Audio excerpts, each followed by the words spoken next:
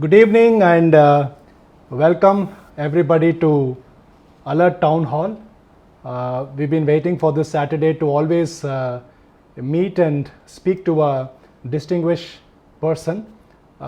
In that series, we are very glad to have in this Alert Town Hall where, rightly taglined, where life matters. With us this evening is Dr. Aravindan Selvaraj, the co-founder, executive director and chief orthopedic surgeon of Kauvery Hospitals. During this pandemic, one of the, how much ever words we speak about being grateful to the frontline warriors, specifically the healthcare industry, it is just not enough. The kind of brave front they've been putting forward, taking a lot of pressure in terms of the amount of work that's going on, spreading smiles, giving hope, and all of it. So likewise, today we have a very distinguished person with us who is going to share his experience not only from his personal life, his professional life, plus also giving us a ray of hope during this very tough period. So it's my pleasure to formally introduce Dr. Aravindan Selvaraj. He has done his MBBS from Stanley Medical College, Chennai, then pursued Masters in Orthopedics from Gujarat University and was awarded with DA Patel Gold Medal for achieving the highest rank. He spent the next 15 years in Ireland and UK from 1996 to 2010 practicing orthopedic surgery in the world's best hospitals like King's College Hospital and Guy's and St. Thomas Hospitals, London.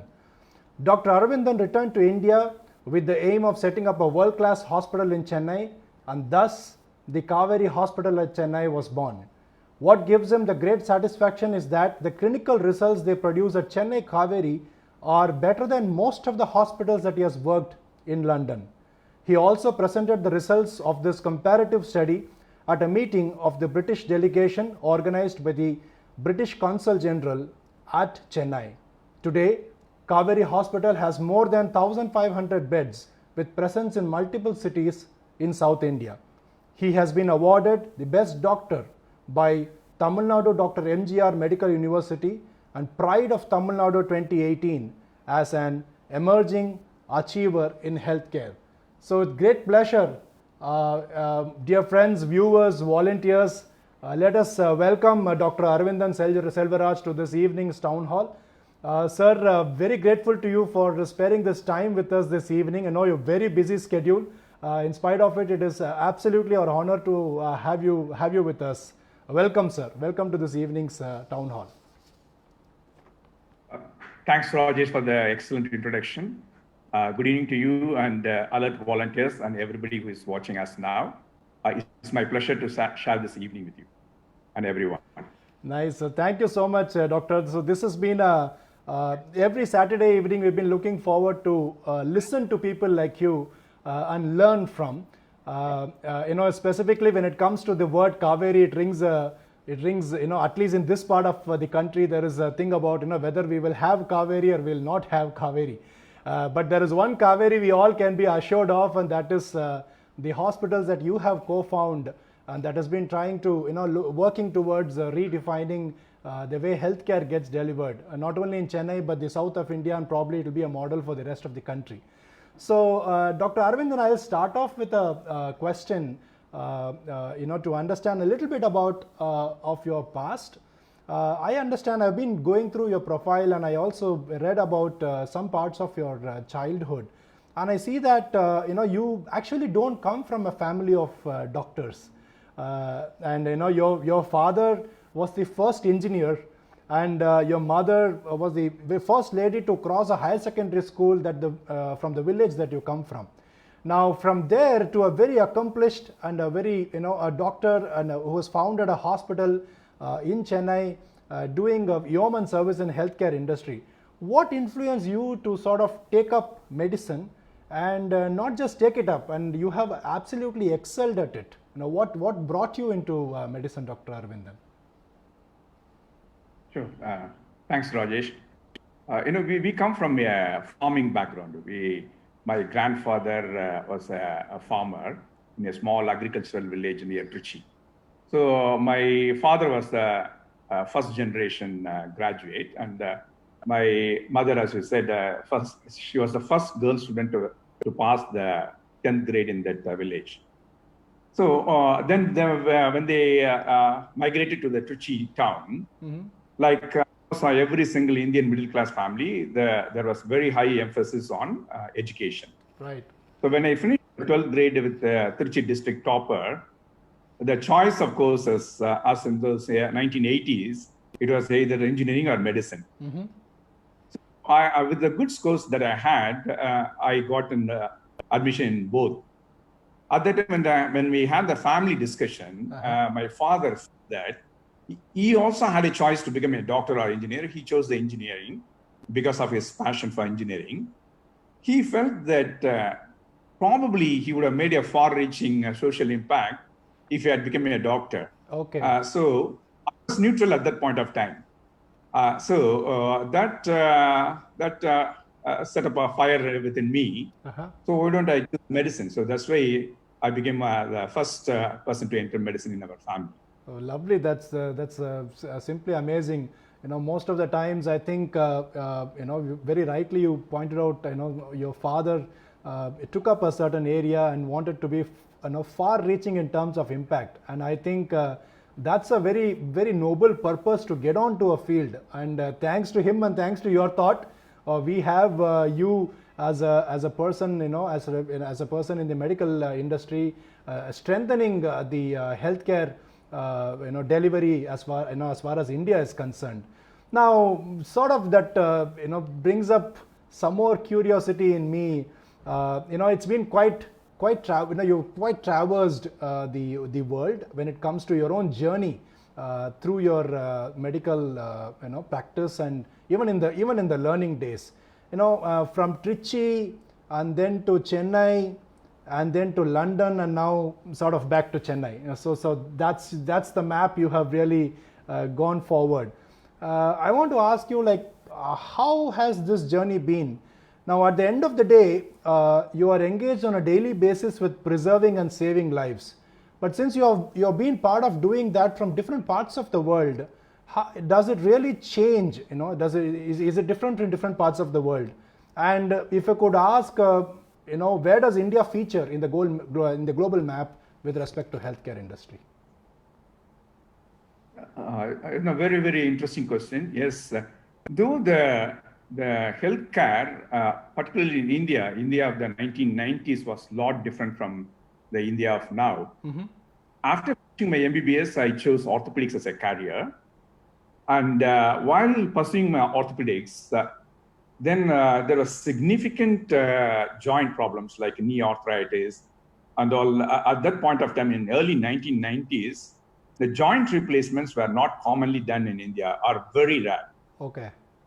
Because I saw in my own eyes, my grandmother, very active, fit lady, the only problem she had was knee arthritis. Okay. And because of her mobility got reduced, gradually she deteriorated, though she lived up to the age of 90. But the last few years have been quite painful for her because of her immobility and the pain. But also, my mentor and the teacher, the chemistry teacher, Mr. Ishwaran sir from Trichy, I've seen him suffering from knee arthritis. In fact, one of the journeys that I always still cherish is during the 2 years, 11th and 12th grade, I used to accompany him walking from his home to the school. It used to be 30 minutes walk. Because of the knee arthritis, he always needed some support. Okay. So he used to hold on my hand or the shoulder, and then I used to accompany him to the school along with him. Of course, I learned a lot during this journey, the 30 minutes journey up and down. So when I finished my MS Orthopedics, though the joint replacement for arthritis was commonly practiced in other Western countries, it was not. It was very rare in India. So I did not get enough training in joint replacement surgery as well as the keyhole surgery. Okay. That's when I decided to pursue my higher surgical training in Ireland and UK. Yes, I learned a lot in orthopedics, working with very famous surgeons in world famous hospitals. But at the same time, I always I have been part of this healthcare administration and management in whichever hospital I worked in London. So I felt that even in 1990s, the healthcare administration was very well established in UK. You know, whereas India is known for its the top class expertise in with the doctors and nursing care. But when it comes to health administration and management, for example, whether human resources or material management, we were very much lacking, still lacking, I would say. So during 15 years of my stay there in London, not only the medical sciences, but I got a lot of first-hand exposure to healthcare administration and management. That's why when I returned to 2010, so the desire was, yes, why can't we replicate? Because one-third of the doctors in London are Indian origin, providing world-class healthcare. So, but when that is the case, expertise is available, but the infrastructure and all the standard operating protocols, processes, and management was lacking in India. So why don't we set a hospital? That was in Chennai. That was the aim. And also, one thing what I realized was when I came back to India, an illness in Indian middle class, lower middle class, or the person, a family, suppose the family head gets a serious illness, the social impact, financial impact is far more significant in India. Whereas countries like UK and Ireland, where the social security is always strong, you get this either unemployment or disability benefit, and then there's so many benefits are available. So even if the family had breadwinner is affected, the family doesn't get affected financially that much. Whereas in India, first of all, most of the people don't have health insurance, and even if they have a health insurance, and then the impact, the financial impact, and resulting in a lot of misery to the family is very significant. That is still one thing I'm not able to comprehend, and India has got a very long way to go as far as the healthcare for all and as well as the social security is concerned.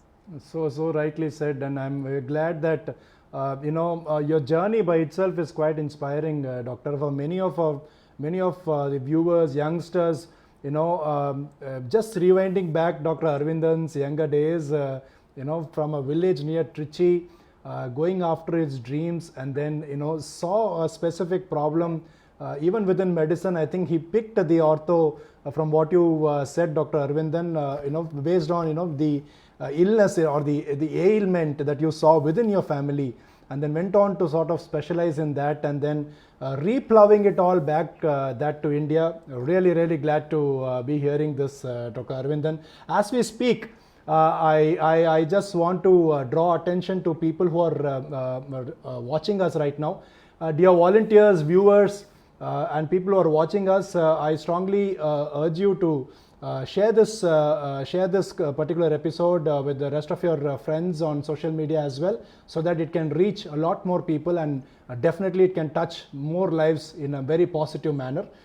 We have Mr. Mike Muralidharan, the chairman at Alert, joining and conveying his wishes to you through the Facebook. I see him at the comments. And we have Mr. Saravan Krishna joined us, the founder of Alert, Kala Balasundaram. She has joined us, watching you. The founder of Matram Foundation, Mr. Sujit Kumar, has joined us. Welcome, Sujit. Thanks for joining. It's right now online. And Mr. Karthik Vishwanathan, a very strong volunteer at our end, who sort of dedicated to volunteering his time for emergency care and emergency response, joined us and watching us right now. And Mr. Ravichandran Balakrishnan, very good evening wishes to everybody. So we have people logging in slowly and watching us and hearing us out, Dr. Aravindan. So takes me to the next question. I'm very sure it was passion that has driven you through the various points of milestones that you mentioned.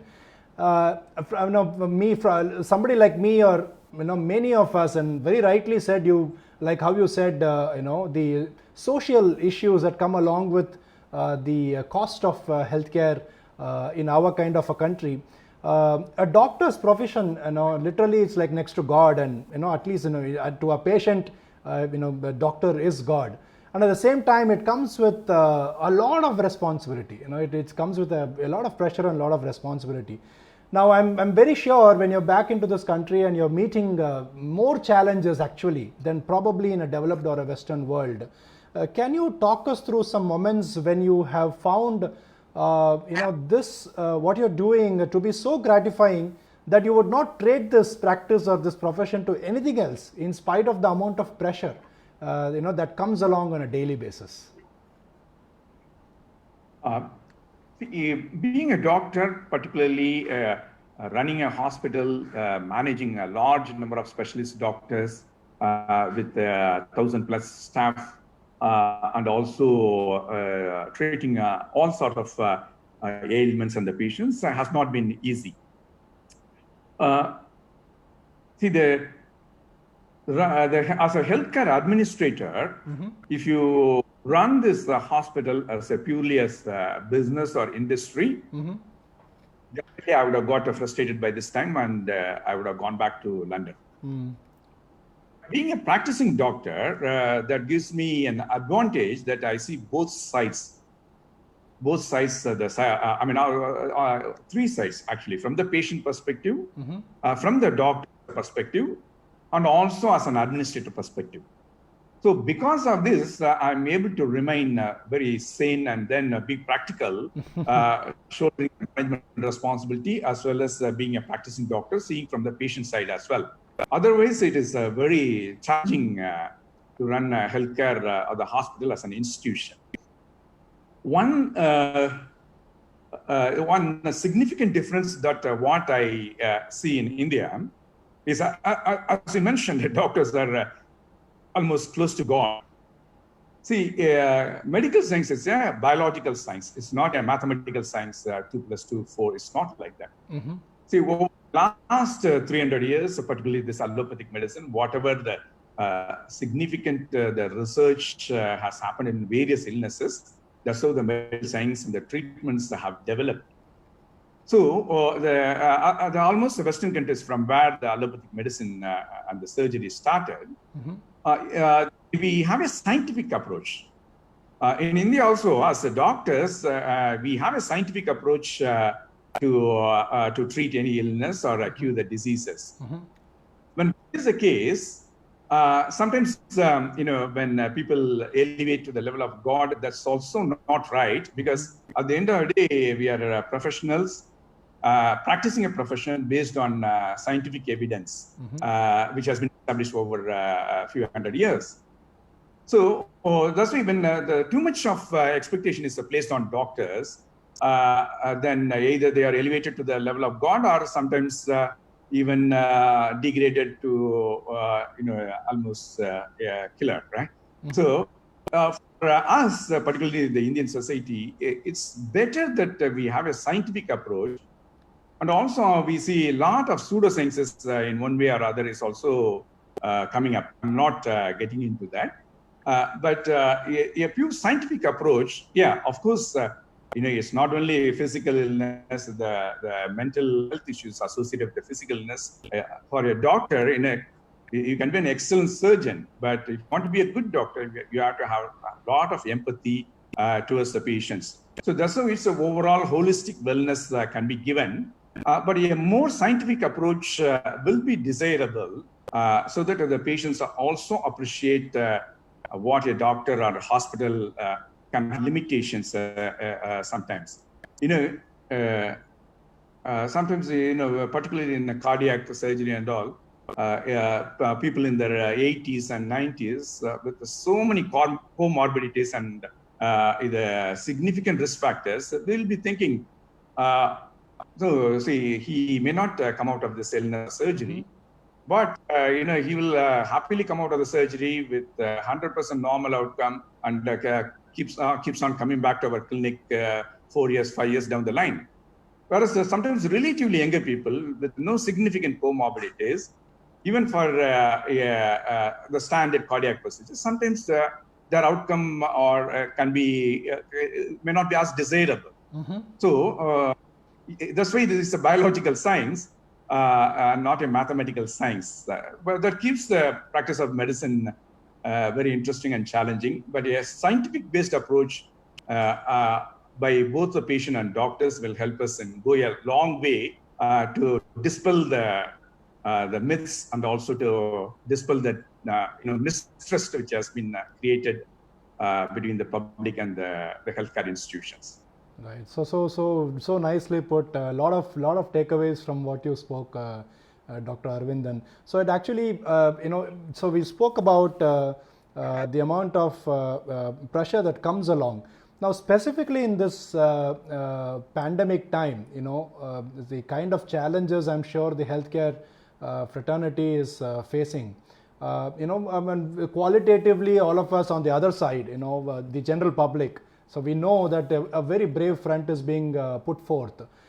So you are in the front line. You are actually, in the thick of things, dealing with, the COVID situation day in and day out with the team of doctors. How is the medical fraternity very specifically dealing with this pandemic? Sort of also would love to hear from you. Where is it heading from here, and how soon? Where is the light at the end of the tunnel? It is definitely, as you said, we are in the frontline battle, like the soldiers in the frontline battle. Even in the battlefield, sometimes the battle has been raging for a few more 3 to 4 months. They get replaced with a new battalion. Right. But here we see it is 4 months, and it is still relentless. So we have been in the battlefield for the past 4 months, and we are just about to get exhausted. That is because and COVID is an evolving disease. As I said, the practice of medicine has evolved over 300 years, and based on a lot of scientific evidence we treat. But COVID is an evolving disease; it's a new one. And also, its behavior, the COVID disease behavior in different people is very unpredictable. That's why many times the course and prognosis is difficult to predict. So that's a everyday challenge. And also, it's a once in a century event. Unfortunately, we all are facing that. Right.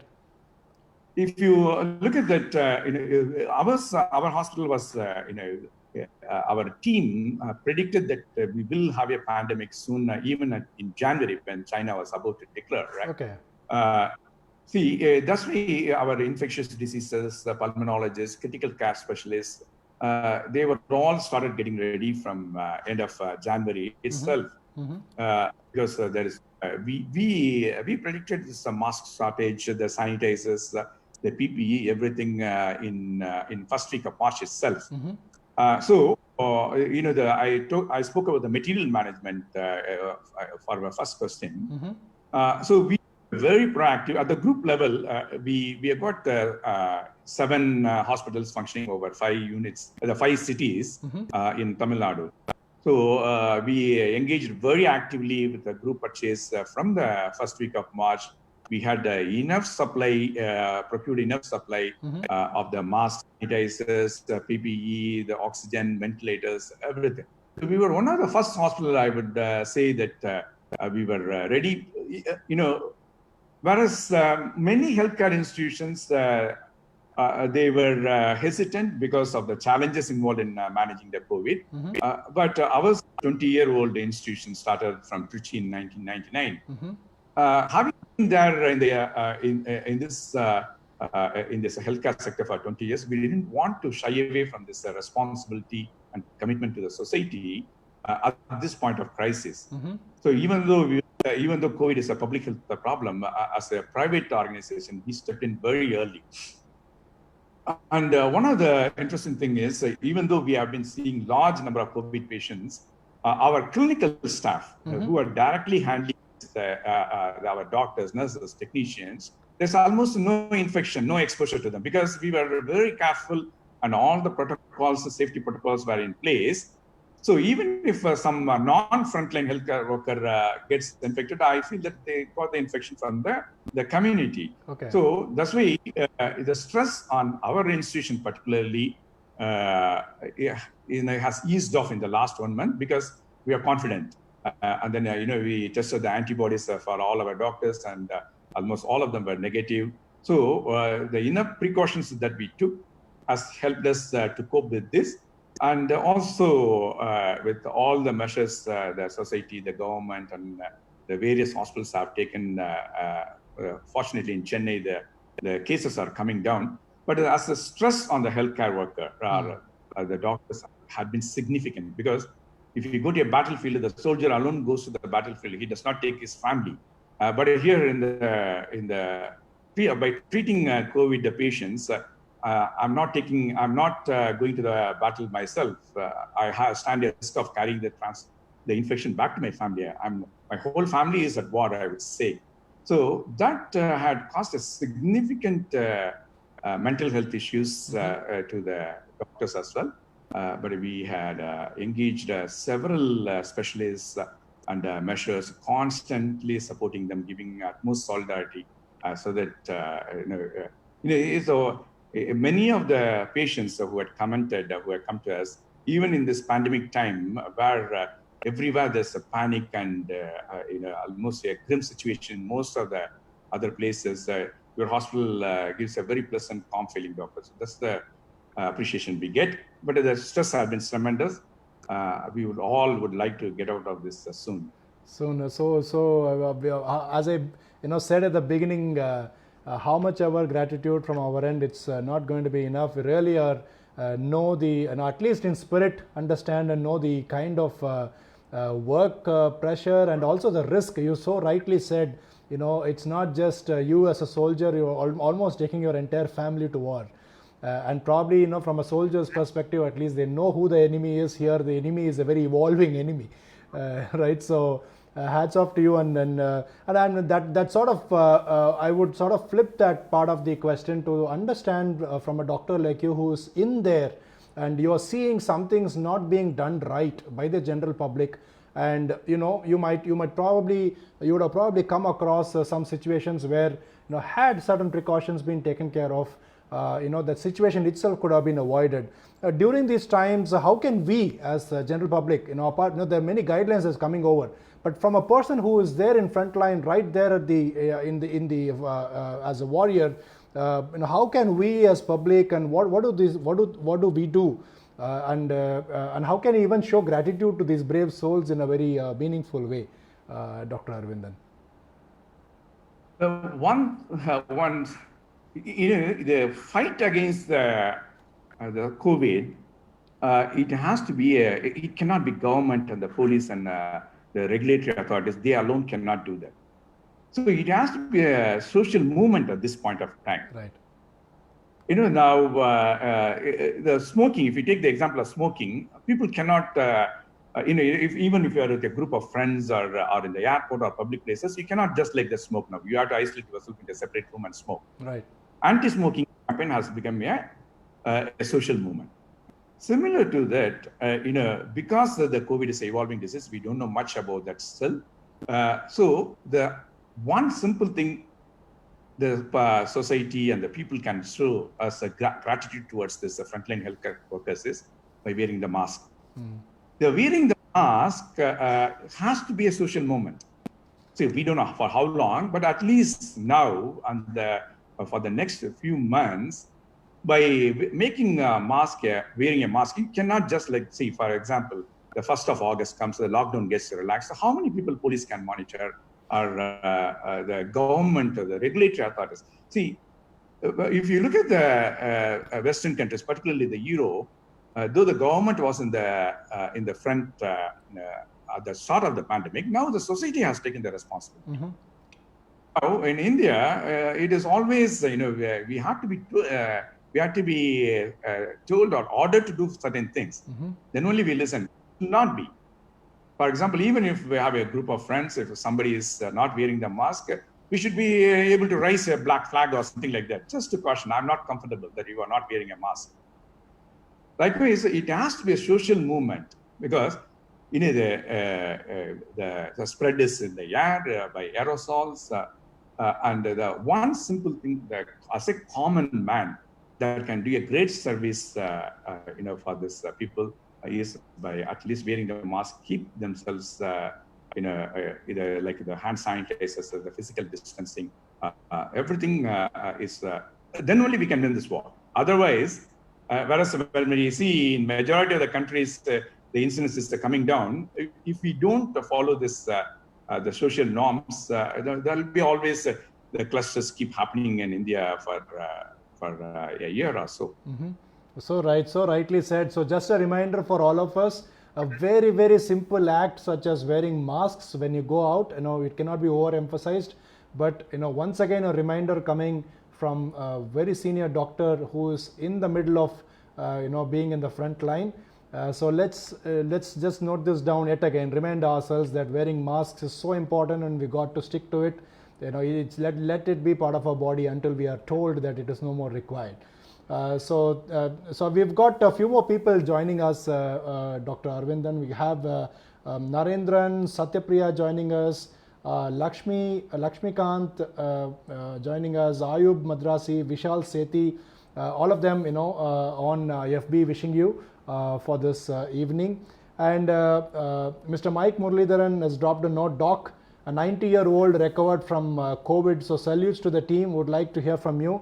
So that exactly was my next question I wanted to speak to you about. Amidst all this, a lot of, there was just this feeling that Corona is probably getting closer to us. And when we heard this beautiful positive story and this wonderful video that actually came out of this 97-year-old man who recovered completely and got discharged from the Kauvery hospitals, and just seeing that, if it was so touching for us, it must have been very different for you from within the hospital. So can you sort of walk us through how that feeling was? And really kudos to you and salutes to the entire team at Kauvery. Thank you. See, it's somewhere in the middle of March we started about this COVID, and then the lockdown started. People first initially thought in 3 weeks we can get rid of the COVID, and the deadlines kept on getting postponed. There is this particular 97-year-old man. It happened in the last week of May, and then he stayed in the hospital for 2 weeks. There is overall at the time the pall and gloom everywhere throughout the world. Always there is so much negativity. Right? The people, the social media in particular is I would like to blame for that. India has been one of the most panicked societies in this pandemic. Even many of our neighboring countries, though they have been battling this the pandemic, but from the mental health perspective, India has been one of the most panicked society. That the study also came out. See, there was gloom everywhere. Every day you open the papers or the social media, the news, there's so much of gloom. Yes, it is a pandemic. Yes, we lose some people because of the disease, but it is not that gloom and doom. We will come out of this. That's the time. This 97-year-old spirited gentleman, he came in with the COVID, and after we didn't do anything. We did not do any miracle or cure or experimental drugs. Just that he had the will to fight on. And then with a little bit of oxygen supplementation and regular monitoring and support, he walked home after a few days in the hospital. So that is a time we thought, some positive news, some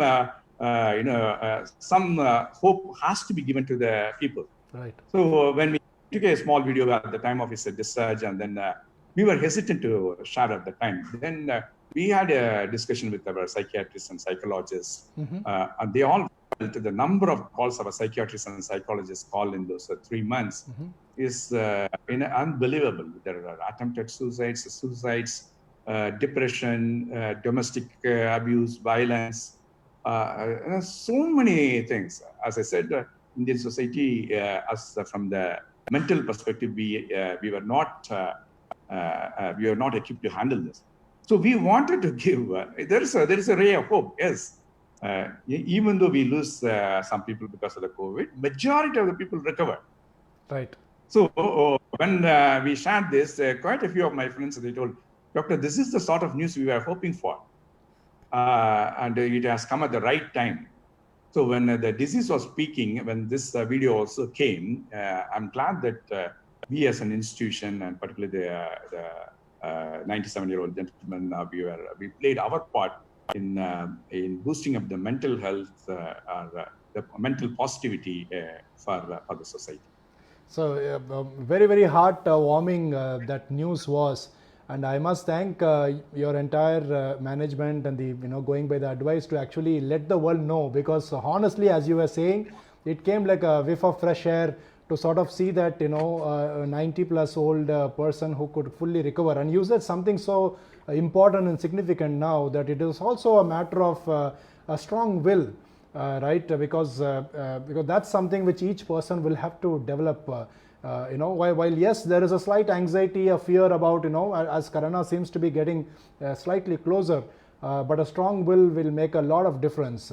And honestly, I think when you shared this news about the 90+-year-old man recovering, it did have a very, very positive impact on all of us.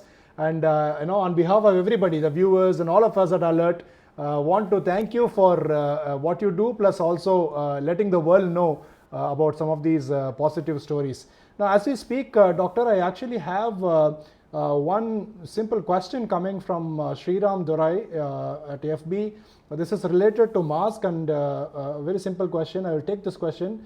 How safe is a cotton mask?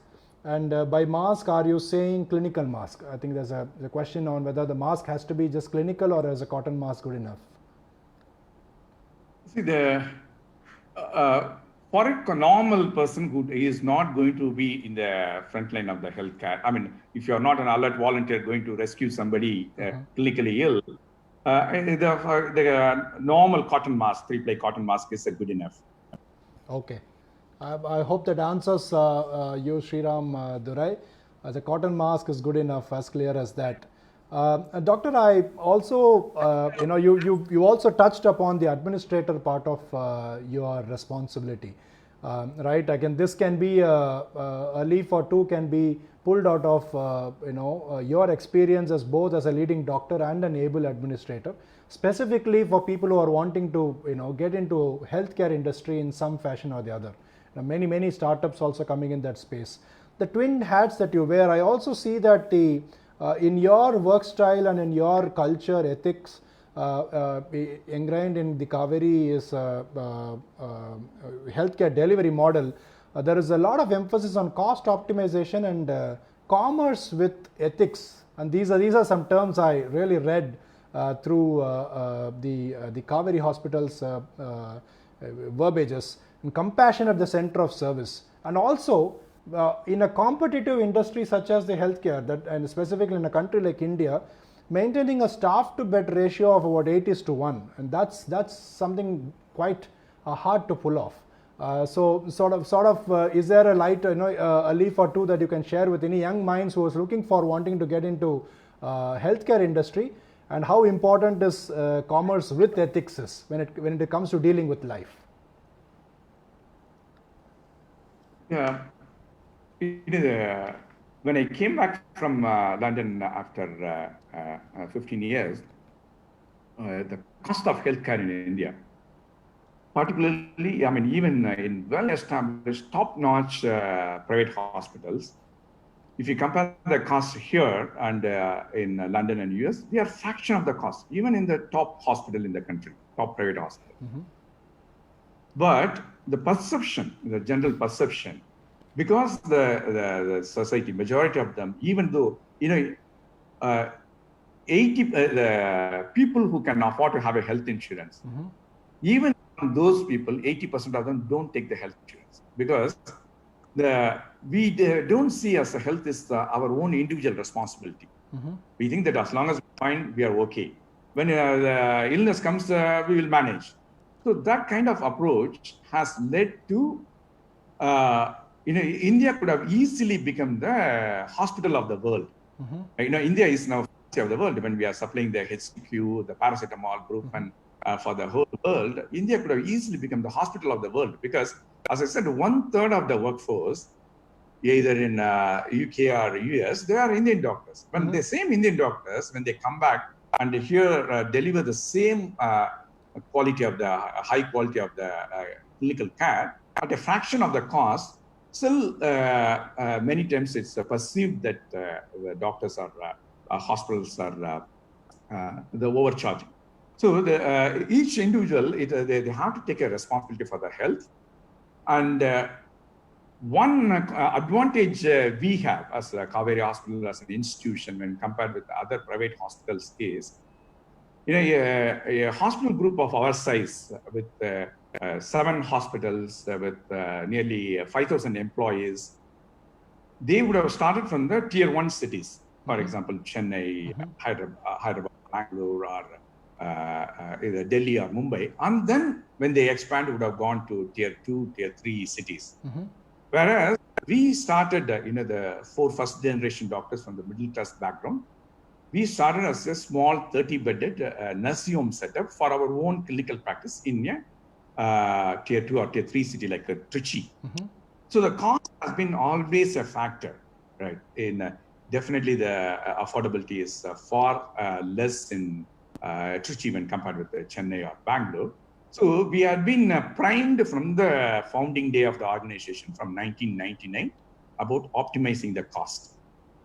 See, then when we, nearly after 11 or 12 years of our existence, then only we first expanded to Chennai. 1999, we started from Trichy from 30 beds.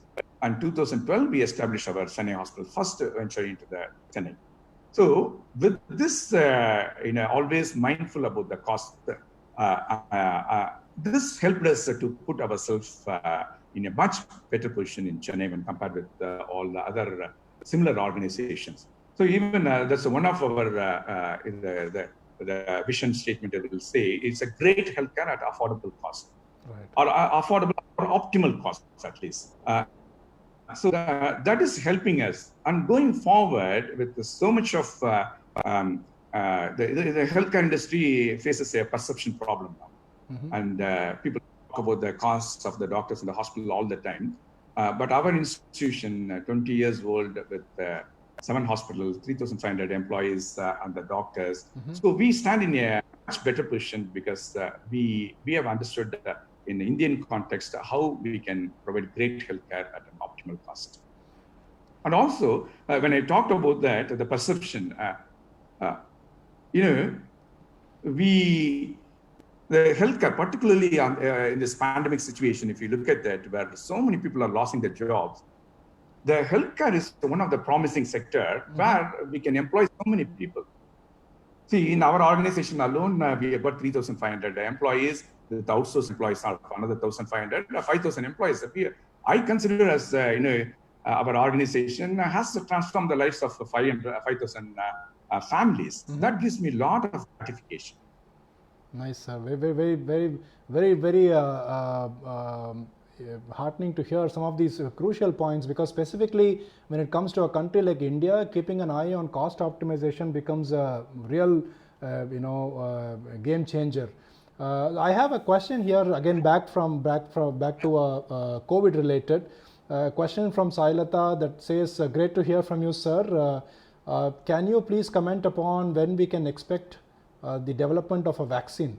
And is it a few months away, or probably a year away, or how close are we to it, going by the regular cycles? As even during our previous questions I mentioned, COVID is an evolving disease. The medical and scientific community, we are yet to get a grip of the situation. And yes, the vaccine trials have been started. We don't know which country is going to be the first one to come out with the effective vaccination. The WHO Chief Scientific Advisor, Dr. Soumya Swaminathan from Chennai, she mentioned even a month back that the effective vaccine may be a year away. So there's no point in rushing to the public saying that we'll have vaccine by August 15th or deadlines and all. Yes, it is a pandemic problem. It is people are suffering. But as a medical scientific community, we cannot be rushing to the public with poorly conducted clinical trials which can cause harm to the people without ensuring the safety standards. So it will be the general consensus among us is it may be even a year before we can get an effective and safe vaccine. So rightly put, But sir, because everybody is sort of somebody looking else for it, and rushes in. Sorry. yeah, no, everybody is sort of looking for something like that, and I think it's right to understand this in a perspective to know that it all needs its time before which it can be the right thing that people, it can be taken to the people, and there's so much responsibility behind it, as you rightly said. And people who want to come out of the house, get back to their normal activities, whether at work or the business, rather than waiting for the vaccine. I mean, once the vaccine is out, then I'll come out. We should not be having that approach. As I said, we all have to take responsibility. Wearing the mask has to become a social movement, and that's right. See, as I said, the past 4 months, my work routine has not changed. I'm still in the hospital at 7 o'clock. With the patients, with the staff, with the doctors. So I've not stopped anything, but I take all the precautions, keeping the pandemic in the mind. Yes, let the safe and effective vaccine come. But in the meantime, what I can do to safeguard me and the people around me and the society in general, that we need to adapt. So rightly said, dear viewers, volunteers, there is a lot of role for self-responsibility here, and I think that plays a very crucial part as in our journey towards hope itself. Going back to one of the points on the compassion at the center of service, Dr. Aravindan, you are aware that Alert is completely focusing on building capacity in the golden hour care space, making it a lot more community driven, where general public with adequate skills can give expression to their compassion and handle those first few minutes in any golden hour situation or any kind of an emergency situation. Actually, the pandemic, in my opinion, has actually increased the need for preparedness at a much mass scale. Now, as a doctor who is on the other end, of saving lives, how critical do you think is this knowledge about golden hour care, first aid, and emergency response, and all of that? And how much do you think? What's if you were to put a percentage, how much of that is a significance to the saving of lives? And what's your message to general public in sort of embracing this skill about getting themselves empowered in saving lives?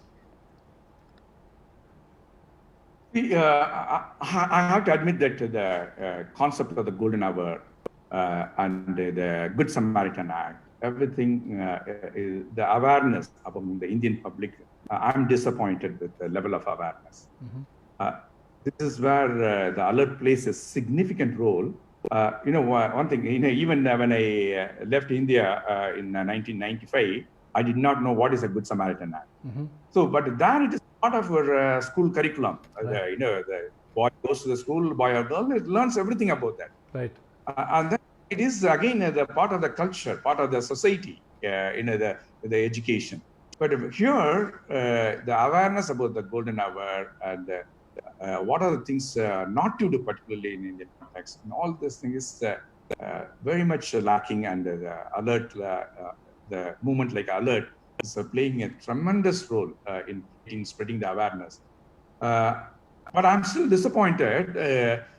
Why either the government or the corporate organizations have not taken, because even this wearing mask movement, a lot of corporates can take it as a special movement. They can spend the CSR on educating on this mask wearing, and also in the non-COVID situation about this the golden hour, the importance of the golden hour. It need not be left to the private health players, the government, the society, and as well as the other corporates. They can definitely take it as a movement to spread the awareness. But yes, the awareness level in India is disappointing.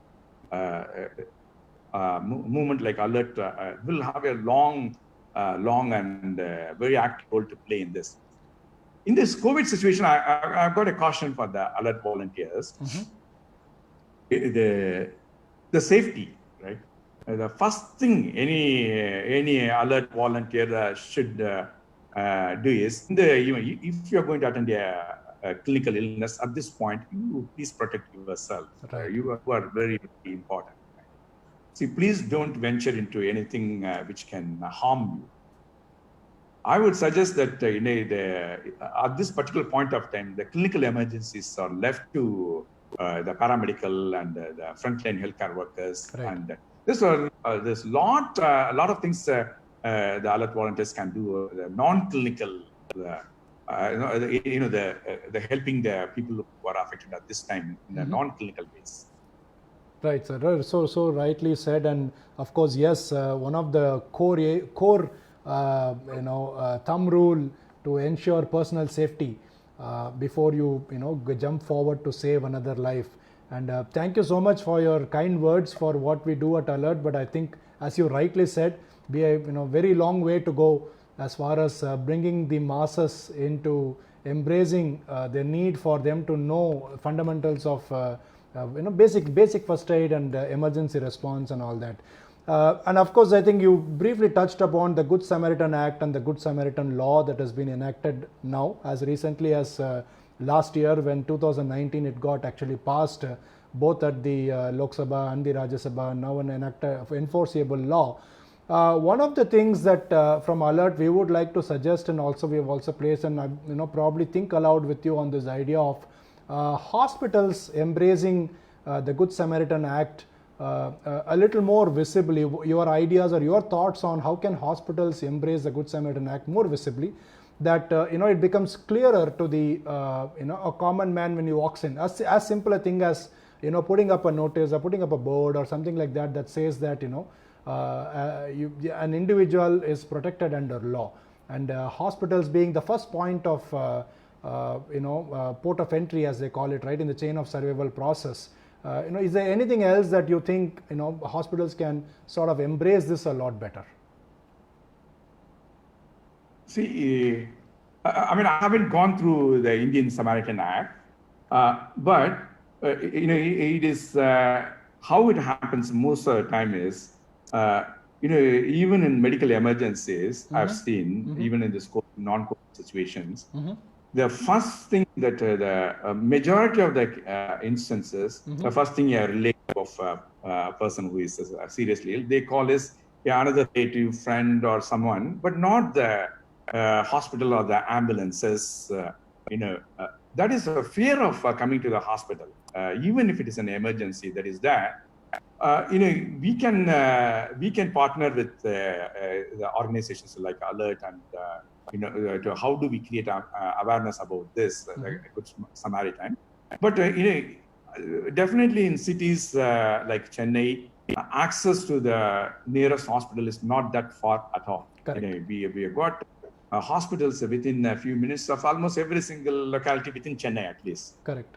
So there should not be any hesitation in calling the, even as recently as last week, a gentleman in the mid-30s, clear symptoms of acute heart attack, and of course this situation is different now.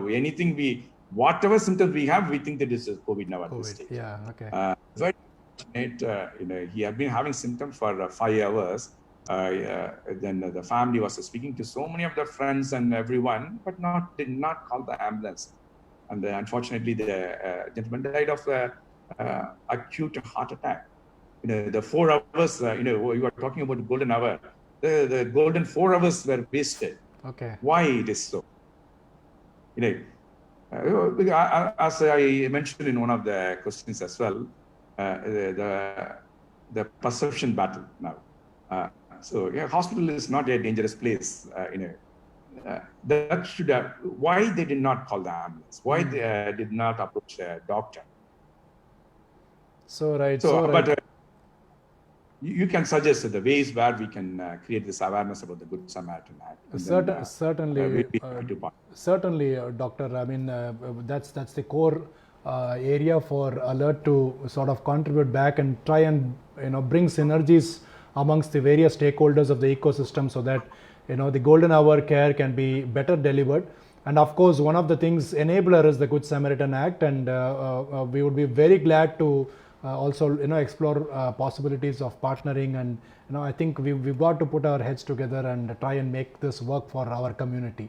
So that being said, Dr. Aravindan, to our volunteers and viewers who are watching us today, I'm very sure that there's been a lot of learning from what you shared, both from your personal life and also in your own journey of in your dream of putting together and growing a hospital in a very, very competitive industry and a country like India. So is there any specific message specifically I would request for everybody is now looking on all sides for a ray of hope. So any particular message to our youngsters, to our volunteers, to anybody who is out there to sort of look at things more positively, and from somebody like you who's in the front line coming would go a long way. Any message from you, Dr. Aravindan? See, personally, I've been practicing doctor for the past 30 years. Yes, initially after becoming a doctor and then becoming an orthopedic specialist, doing a higher surgical training abroad, and then back here running the hospital for the past 8 years. Yes, so far I had a lot of professional satisfaction and gratification. What the COVID has brought to me, on a deep introspection, I feel that personally my life has become more purposeful. In this COVID situation, when I speak to a lot of friends who are not in the healthcare, many times our psychiatrists many times get a call from the people as well, saying that because many people have lost the jobs, or even if they have a safe job, they feel that are they relevant to the job they are in? Are they relevant to the society and the family? So many the mental health issues. So true. But one thing, what I have realized myself on my introspection, I feel that my life has become more purposeful than any other time in the last 53 years, my 53 years. So, the people, the alert volunteers, or everyone, whoever is a good Samaritans and all, so that is the purpose of our life, to save another human being and then be helpful to the fellow human being. So each small act will make your life and our lives more purposeful than ever. So with this, we can all hold our head up very high and then walk with a lot of pride, because it's almost closer to the self-actualization. So that is that pride has to be there with each volunteer, with each good Samaritan, with each good doctor or frontline healthcare workers. So that is the message I'll say I have for all of us. So wonderful. So nicely put, Dr. Aravindan. For all of us, that's the message to take and go to bed today. I think a lot of us have woken ourselves up to the purpose in life, and I think COVID has been a reminder as well, as Dr. Aravindan so beautifully said, that as long as you are touching lives and giving and helping others, it's sort of a meaningful life that we will all be living. And I think as long as that happens, probably the ray of hope will always be there. So Dr. Aravindan, it was such a pleasure to have you this evening. Please go ahead. Rajesh, just before we conclude, one thing, when I mentioned that India has been one of the most panicked societies, this I want to convey. The WHO definition of the health, it says a person is considered healthy if he is physically healthy, if he is mentally healthy, and socially healthy. These three parameters, in no particular order, equal weightage to all the three of them. Physical, mental, and social health. In the COVID situation, yes, we are battling a physical illness. But what has happened is, in this process, with too much of misinformation and 24 hours of breaking news on the COVID and everything, has impacted the mental health significantly. Right. And we have failed on that, particularly in India, we have failed on the mental health issue. So, and also the social health. Within our organization, we have instructed clearly we should not use the term social distancing at all. It's not a social distancing, it's a physical distancing. Mm-hmm. You physically distance yourself, but stay socially connected. So rightly said. The two stigma created around the COVID, many people with the COVID symptoms, they don't want to get tested because the stigma from the fellow residents, whether in the apartment complexes or gated communities, with the neighbors. And you probably would have, everybody would have heard about the instances, doctors being thrown out of their rented houses, and all this because of the stigma. So the physical health, which is the COVID, we will win.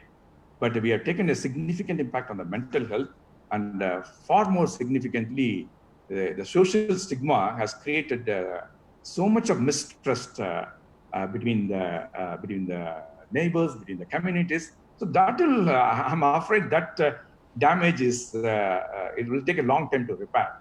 So it's not necessary that it's not enough if you are physically healthy. You have to be mentally healthy. You have to have a positive aspect towards the society as well. The social health is also very important. So the stigma associated with the COVID in many instances is unbelievable. So beautifully said in conclusion, Dr. Aravindan. Physical distance, yes, but socially, let's be connected. And health is not just physical, mental, and social well-being.